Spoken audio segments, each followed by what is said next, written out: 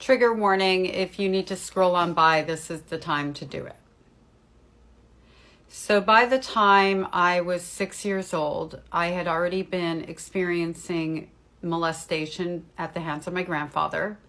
My mother dropped me out of a 2-story window. I walked away with 2 broken arms.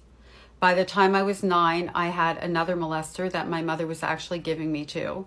All during this time, she was emotionally abusing me in every conceivable way.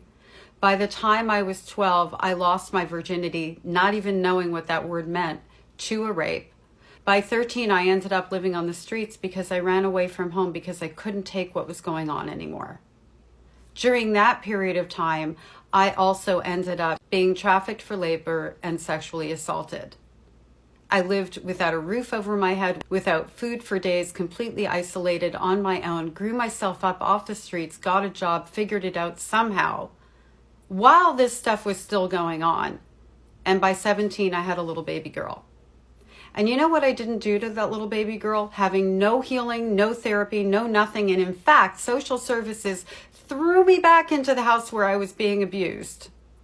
And my mother sabotaged any opportunity I had to go to therapy at that time. And again, you know what I didn't do? You know what I didn't take with that generational trauma? I didn't abuse my child. So no, not everybody has access to healing. You're right about that. Not everybody can get to therapy services. You're right about that. That part isn't black and white. There is one thing, however, that is black and white. It is not hard. It is not difficult not to abuse our children. It isn't difficult to not hurt somebody else. It's just not.